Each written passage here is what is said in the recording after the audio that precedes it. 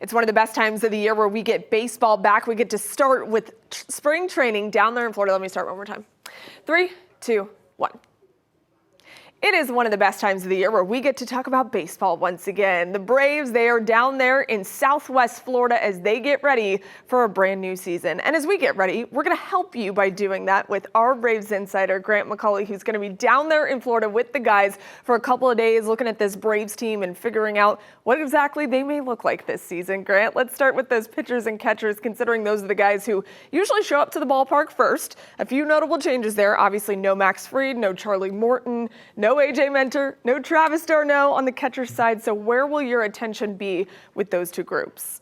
Yeah, obviously a lot of changes, and unfortunately it's subtraction this year. That's usually not the case, but you do have Chris Sale. You have Spencer Strider, who the Braves are looking to get back at some point, hopefully in the first half. We don't know exactly when that's going to be, but that's not a small thing for this pitching staff, quite obviously. And then you've got Reynaldo Lopez. You've got Spencer Schwellenbach. You've got some very good arms to comprise that starting rotation, but I'm curious about where this bullpen is going to end up, not so much when they report to spring training, but will the Braves and Alex Anthopoulos find an arm or two along the way before we get to opening day? That really, I think, is where my focus is being able to add some quality depth to what should be a good pitching staff. Can he find that piece that really just kind of fills everything out and helps them with the loss of AJ Minter and also the absence of Joe Jimenez, who may not pitch this year either. So some big shoes to fill in Braves camp on the pitchers and catchers side, no doubt. Yeah, it's going to be really different looking at those guys not being there this year. And we've known Alex Anthopoulos to make some moves while he's down there in Florida. We'll see if he can do that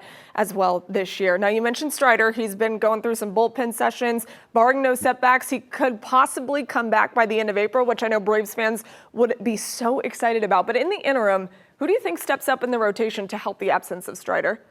Well, I don't think it gets any bigger or more important than Chris Sale picking up where he left off a year ago. And I'm not saying the expectation has to be that this guy just turns back the clock and wins the Cy Young every year, but he's going to be the clear leader, the front runner on this rotation, and the guy who really sets the pace. Now, can Reynaldo Lopez do the kinds of things he did a year ago with a career year in his return to the starting staff? That's another question that the Braves would like to find the answer to be an emphatic yes, but we'll all find out together. But I'm really looking at Spencer Schwellenbach and thinking, okay, as a young pitcher who I really think a lot was expected of last year, made a huge impact, can he build on the season that he had in 2024? If you've got that trio and then you're able to welcome Strider back, that is a really good quartet. And then you start to look at that fifth spot and wonder, is Ian Anderson's long road finally going to lead him back to the rotation? Does Bryce Elder have something to say about that? The last year was a challenging one for him, but he was an all-star a couple of years ago, and there are options in other minor leaguers the Braves can look at. So there's a lot to, I guess, unpack as the Braves get down to Florida, any and all pun intended, but they've got to figure out who the arms are going to be that give them the best chance to win as they wait on that guy Spencer Strider to sharpen things up and get himself back on a mound. And if it's before the end of April, I think the Braves will be very happy with that. Feels like it could be now or never for a guy like Ian Anderson. And you mentioned Chris Sale. He made the Braves look really smart last year. Let's see if he can double down and do more of that this season. Let's talk about Travis d'Arnaud for a second. His absence obviously going to be felt in a lot of different ways, especially from a leadership standpoint in that clubhouse. But it also forces Sean Murphy to step up in an even bigger way. There's going to be a lot more asked of him. What is your level of confidence in Murphy behind the dish?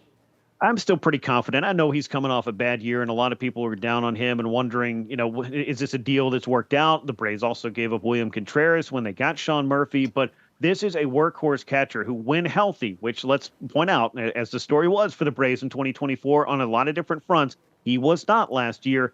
This is a workhorse-style catcher who can control the running game, who works extremely well with the pitching staff, and has the kind of power that he showed in 2023 to go deep 20, 25 times and do some damage at the plate. But it's what he does behind it and what the Braves have seen him do in the past that they need him to do again this year, and that is have a healthy season in which he catches the lion's share of the action behind the plate to help lead this staff in the absence of a Travis d'Arnaud.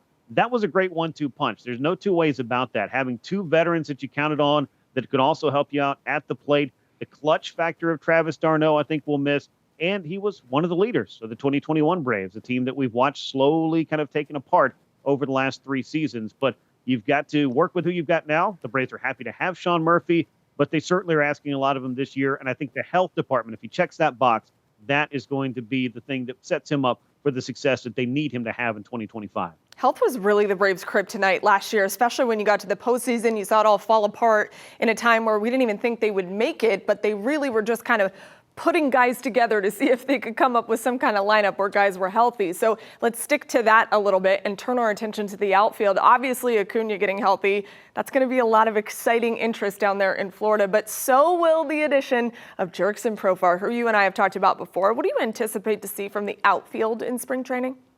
I think they just need to find some consistency in the interim of getting Ronald Acuna Jr. back in there. It doesn't look like Ronald's going to be limited in spring training, but the Braves are also not going to be in a hurry to rush him back. And we know they haven't set that timetable for him nor Spencer Strider. But if all goes well and with no setbacks, maybe they're going to find their way back sooner than later. But with Profar, you know you're getting a professional hitter, a guy who can get on base, a guy that brings some power to the lineup that could certainly use it. As we saw last year, your best laid plans, oftentimes injury can undo all of those. And that was the story of the 2024 Braves. So going out and getting somebody that could give them a bit more in the outfield and trying to piece it together with a platoon, I think that was important.